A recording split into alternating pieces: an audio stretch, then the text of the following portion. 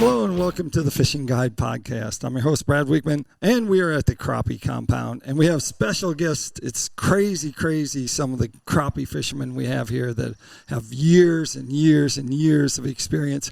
And so we are picking their brain. And Steve said, come pick my brain. Oh, Lord, I don't know if we want to do that or not. It runs pretty deep out here in this water.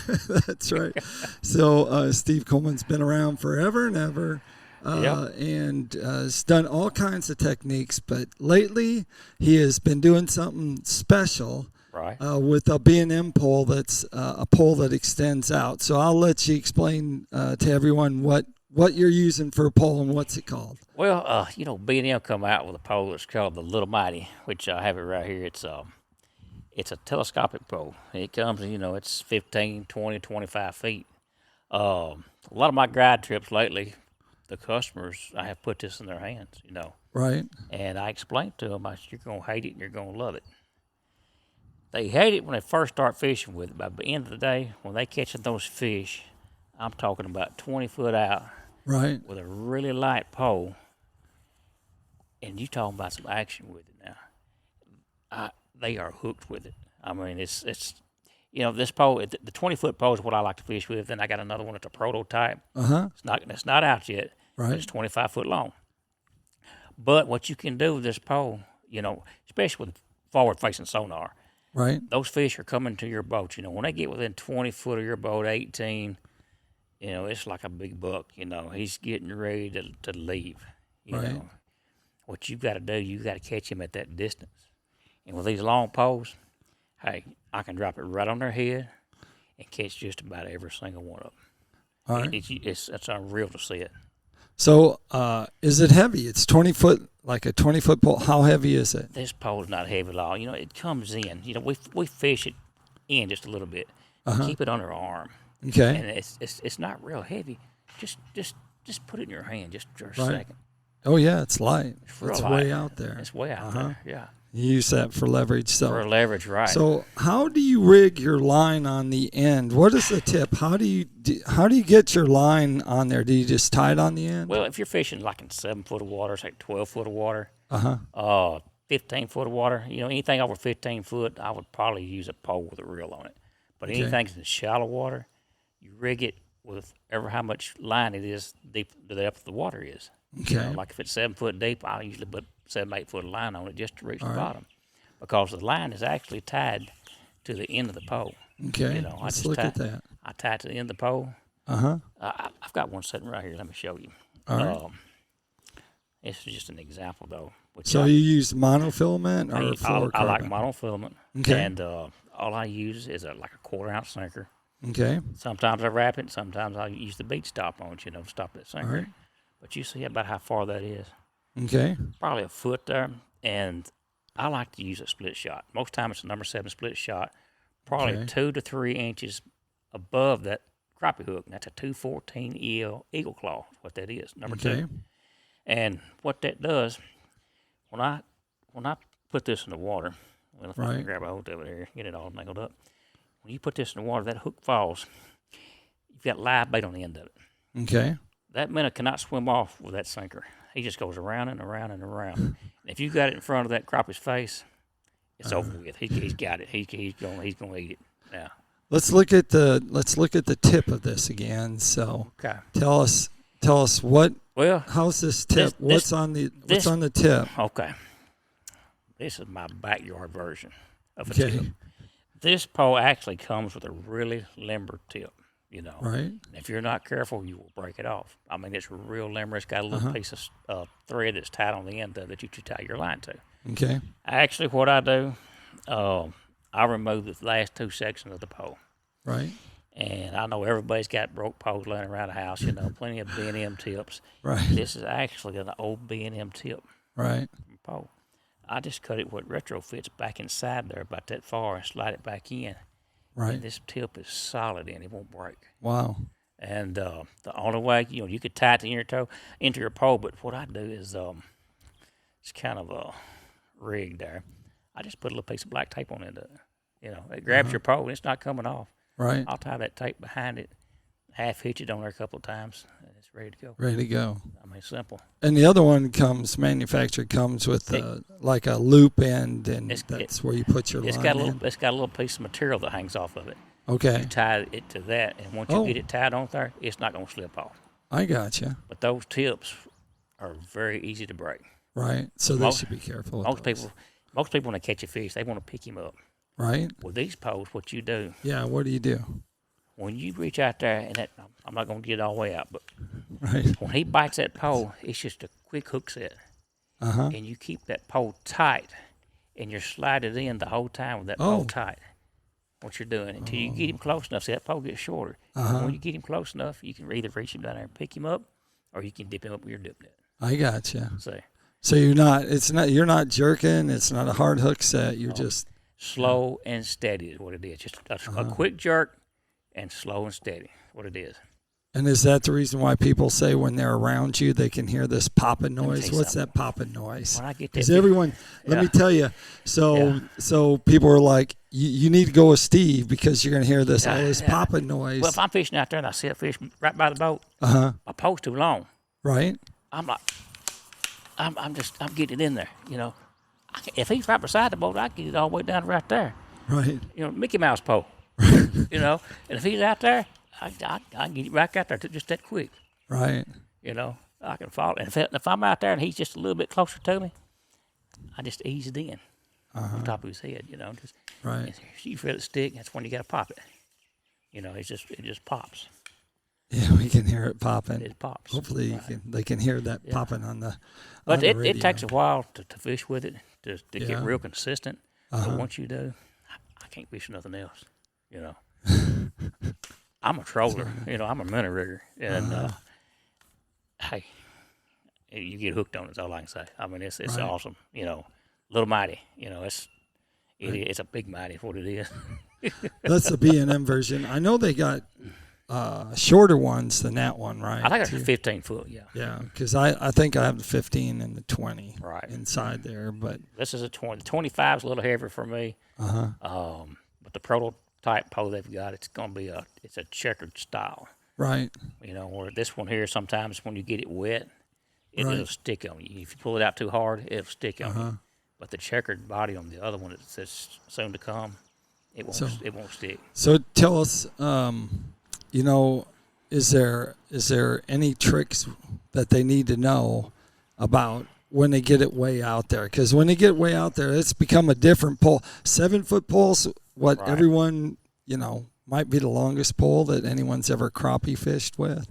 So what are some tips about fishing and having it, you know, the 20-foot extension out and fishing it? Well, you know, don't keep it extended at 20 feet. You know, keep it out there about 12, some of it pulled in until you see that fish and you know how far you need to go. So you're seeing a fish first and then you're presenting the bait? I'm presenting the bait, yeah. If he's out there at 25 foot, I want him to get about 20 foot, 18, and I'm going to catch him. So he's caught. So you're dropping it down to him? Are you keeping him above his head? I put it right on top of him. What I do. Okay. If it's a crappie, you can tell which way he's facing. Right. You know, a lot of times he'll be nose up just a little bit. You want to present that bait, whether it's a jig or it's a minnow, right on top of his head. You know, never go below him because you're going to hit him. He's going to go off. As long as you keep it on top of his head, he's going to turn up to it and he's going to eat it. But if he don't eat it, just barely raise it up, make him come to it. You know. If he comes to it and you stop, he's going to get it. I gotcha. Yeah, you just kind of got to spoon feed him what you got to do. Yeah. And it's to learn to use this pole. Yeah. I would recommend go out on a non-windy day. You know, once the wind blows on the 20-foot pole, it gets a little harder to use. You know, it's more aggravating. But start out on a good still day, practice with it. It don't take long. How about sensitivity with this rod? How sensitive is this rod? I mean, you got a lot of meat out there, I guess you could say. Well, if you ever watch that forward-facing sonar, you can see a crappie coming to that bait, and he'll blow water on that minnow and just blow him out of the way sometimes. Right. You can feel that on that pole. Wow. I mean, it's just a little tick is all it is, you know. Super sensitive. Super sensitive. A lot of times, you know, it's like, you know, the old trolling that we did, or we still do. When you see a bite on that trolling rod, that fish has already had that bait in his mouth, and he's going with it. Right. You know, you'd ever seen him bite. With this long pole, you can see him bite on that screen and you can feel him bite. I mean, it's just instant. How long have you been using the little Mighty? I've been using that one for probably 2.5 years now. 2.5 years. Yeah, 2 years, at least 2 years, yeah. Right. Or more. How long? Is this one of your original ones? Is this 2 Lord, years no, old? Lord, I was no. like, No. really? You had one pole that lasted that long? No. I'm pretty rough on them, Another trick on this pole is keep it clean. Because if you get fish slime on it, sliding in and out like that, Right. it's going to stick. What, Wipe soap it down. and water or what? Just anything? Just wipe it down every once in a while with a dry rag or anything. Get that fish slime off of there. Right. And it won't stick. Yeah. So less than 7 foot. Most of your leaders will be shorter than that. Will the length of the leader change like in the spring when they're real shallow? Will you make it like a 3 or 4 foot leader? If I get in 5 foot of water, most of the time these fish are going to be 5 foot or more. Very seldom you catch them in 3 foot. It's right. Just every how deep the water is, have that much line on there. I gotcha. And when you get the line too long, it's hard to give a little pitch because the line is too long. Right. So you're still pitching it to them. Right. You're still pitching out to them, and it's pendulum back to the To the he's crappie. out. If that pole's 20 foot long, if I've got 10 feet of line on there, I can pitch to him 25 feet if I just lay it in the water. Don't let your sinker or your jig pop that water, because if it does, that fish is going to leave. Just lay it out there. Just let it fall to him. Most of the time when it gets to him, he's going to bite it. Yeah, you actually see what these fish do on this sonar. Yeah. And you've been around a long time. What do you think about electronic sonar and how it's changed things? It's changed your way of fishing. Oh yeah, it puts everybody in the same boat. What it does, if you're proficient by using electronics, you're going to be pretty good at this. I mean, it's tournament fishing. It tightens the field.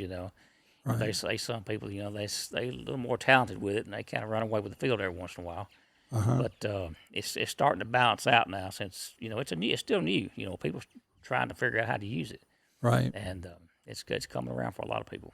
And the equipment itself is kind of changing too, right? Oh Lord, yes, every day.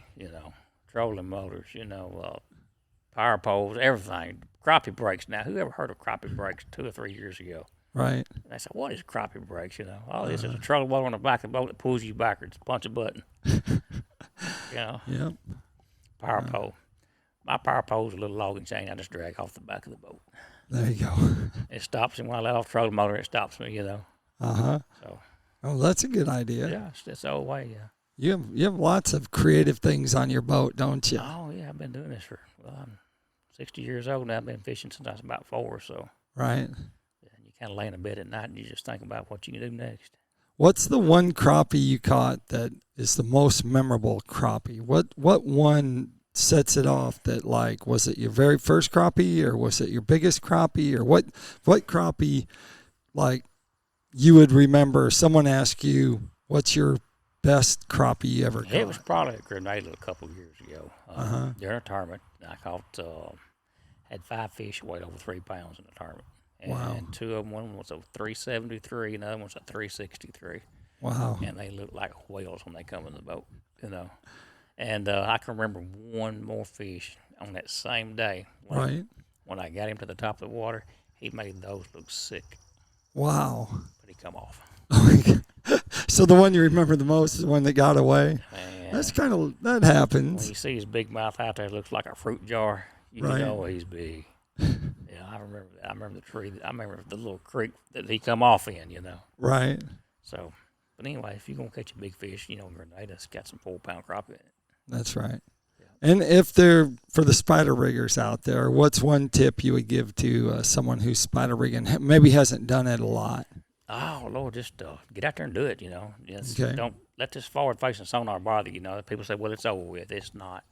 Right. I fished this morning in this lake. I'm going to start this lake today. Right. And I fished in the area, and I caught a lot of fish with this one pole. Right. But when I was catching those fish, it was hard to pick out one because there was a fish here, a fish here, and a fish there on the screen. I would love to have my trolling poles at that time, Right. And I'll probably will this afternoon. I'm going back. Oh, you are? Yeah. It's a number game, right? It's a number game. That's right. Yeah. To me, I want to beat that fish. Right. I want to see if I can make him bite. Well, there's a lot of them that have hit some hot grease. Yeah. First they've met you, and then they've met some hot grease. Here at this crappie compound, we're getting ready to cook some more. We're gonna have a good weekend, lots of fun. We're gonna throw down. That's all I can tell you. There you go. Yeah. That takes us over to Tackle Time. Tackle Time sponsored by Pico Lures. They have a complete line of hard and soft baits, everything for crappie, bass, stripers, whites, you name it. They got a lure that'll catch them, so make sure you check them out at picolures.com. Steve, give a shout out to some of your sponsors. Yeah, B&M Poles. Yeah, that's got the little mighty. We've been with B&M Poles ever since I can remember, 30 years or so. Right. They've been a wonderful sponsor to us. They've supported us on anything that we've wanted to do. And the last couple of years, Super Clean's come along and they've supported us. They've been real good to us. Got a lot of different jig people that that help us out with jigs. John Blake, Little Riddle Jigs, he helps us out a lot. Hook and Bullock sunglasses, Right. I'm blind in one eye, and with those sunglasses that he provided where I could see, right, it changed the world. I mean, there you go. He helped me out a lot. So. There you go. There you have it. Good information. Make sure you check out these telescoping poles, the Little Mighty by B&M poles, because it's once you get used to using it, you're going to be addicted to Try that kind it one of fishing. time. One time. All right. Sounds good. Hey, make sure you keep your hook sharp and the lures in the water. That's right. Thanks, Steve.